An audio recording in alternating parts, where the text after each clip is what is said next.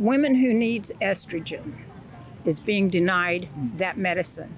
Estrogen prevents or helps prevent osteoporosis. And if you already have arthritis, then that makes it worse. And so they're refusing women to give to the men the estrogen. David Menzies for Rebel News here at Lafayette Park in Washington, D.C. Well, it's the day after the election. And as we were doing some other assignments, I noticed a lady coming by. Her name is Mitzvah, and she was wearing her Trump colors on her sleeves. So I knew she'd be a happy camper today, literally the day after Election Day. But she also told me a remarkable thing in terms of what it's like to be openly a Republican supporter in a Democratic city like Washington, and the effect radical transgenderism is having on her as a biological woman. Here, check out our interview. Well, I want to thank you all very much. This is great. These are our friends. We have thousands of friends in this incredible movement. I am so ecstatically happy about them. And it's the people where I stay in a shelter, and there's a church right next door to it. So the first thing this morning, I seen the pastor of the church, and I said, "Oh, did you hear Trump got reelected and they won the judicial, the executive, and the legislation? So they won all three houses, So I'm ecstatic." And he said, "I didn't vote for Trump, so I'm really not interested." I said, "But I'm interested in telling you." And he turned around and walked away.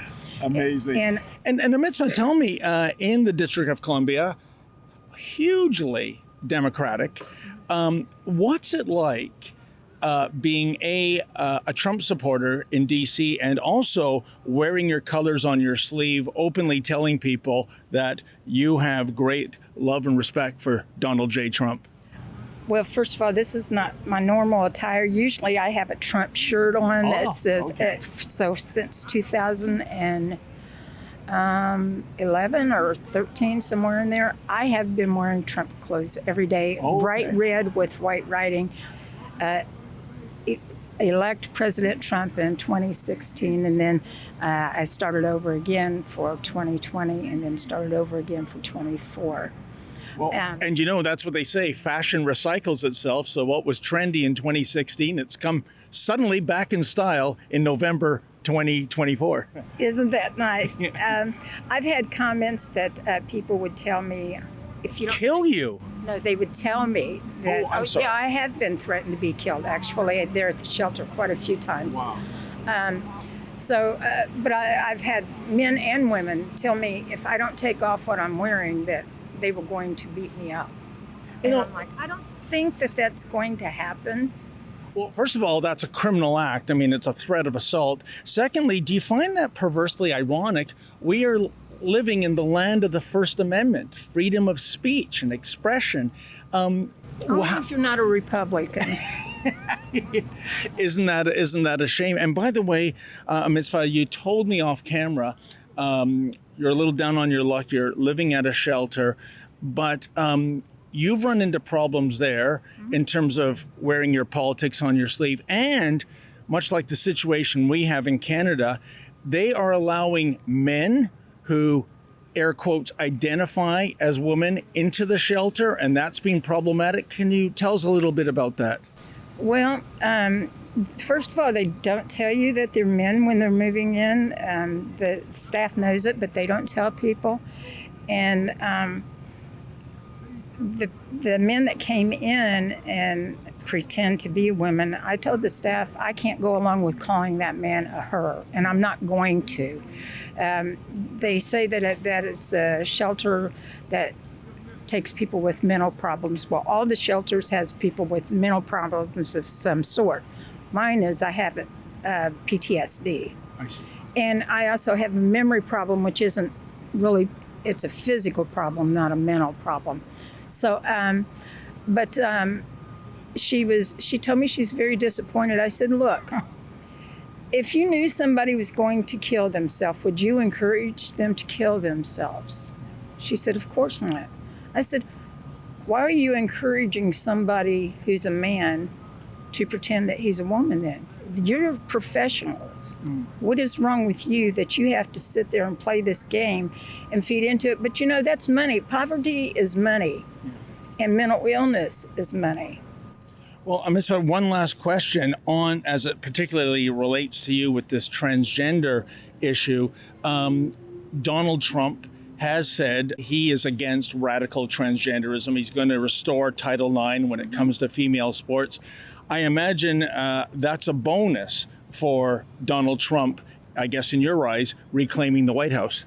Yes, it is. But you know what? There's something about that affects all women, these men that are getting these injections and pills for this. And that is women who need estrogen is being denied that medicine. Estrogen prevents or helps prevent osteoporosis. And if you already have arthritis, then that makes it worse. And so they're refusing women to give to the men the estrogen. Were you aware of that? I did not know there was actually a shortage. No, I did not. It's not. You're missing the point. Oh, that the wrong people are getting the estrogen. That's the point. And that's why there's a shortage. Right. And a very famous person who is a transgender said, well, you have to take it to the higher ups. Well, excuse me, the higher ups wouldn't be the higher ups if you didn't give them the business. Yes. So it's hand in hand on that one. So And you know, and this speaks to the hypocrisy we have in terms of the gender issue. Just 2 years ago, Supreme Court Justice Brown, she was unable to define the word woman. Provide a definition for the word woman. Can I provide a definition? No, Yeah, I can't. you can't? Not in Okay. this context. So you I'm not a believe the biologist. meaning of the word woman is so unclear and controversial that you can't give me a definition? Senator, in my work as a judge, what I do is I address disputes. If there's a dispute about a definition, people make arguments, and I look at the All right. law and I decide. So I'm not. The fact that you can't give me a straight answer about something as fundamental as what a woman is underscores the dangers of the kind of progressive education that we are hearing about. Suddenly, as of July, when Kamala Harris was announced as the presidential candidate, the narrative was we are on the cusp of history. America might have its first woman president. It's kind of odd. It's confusing to me how the word woman comes in and out of fashion. What is your take? I think that anybody that can't define woman shouldn't have a job, to be honest, especially one on a bench Yeah. or in mental health or as a judge.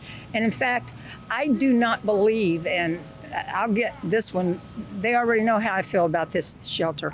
I do not believe that a person's sexual preference should fall under civil rights because that is their preference. And there's a lot of people that says, no, I was born this way. Prove that you were born that way, because I can prove that you're born a man or a woman. And most people have natural feelings. If you're not going to have those desires, then you need the correct hormone for that gender rather than to take and steal from people who need it. By the way, I'm one of those people that needs estrogen that isn't being given it to. Well, you know, I think you're so right, Mitzvah. During the pandemic, during COVID, we were told follow the science. Isn't it funny when it comes to the trans issue, science, i.e. biology 101, is out the window when it comes to the left, right? So I want to wish you good luck and thank you so much for your time. Oh, thank you. I appreciate the interview. You be well. And I'm ecstatic about President Trump being here and can't wait until January the 20th when he's inaugurated. The reason why my cameraman Maurizio and I came all the way down to Washington, D.C., we wanted to get to the crux of the matter when it comes to the presidential election. We all know we can't rely on the narrative of the mainstream media, but the fact is We need your help. We do travel on a shoestring budget, but if you're able to help us out, that would be greatly appreciated. Please go to rebelfieldreports.com. That's rebelfieldreports.com. And if you're able to kick in $1 or $3 to help us with our expenses, that would be greatly appreciated.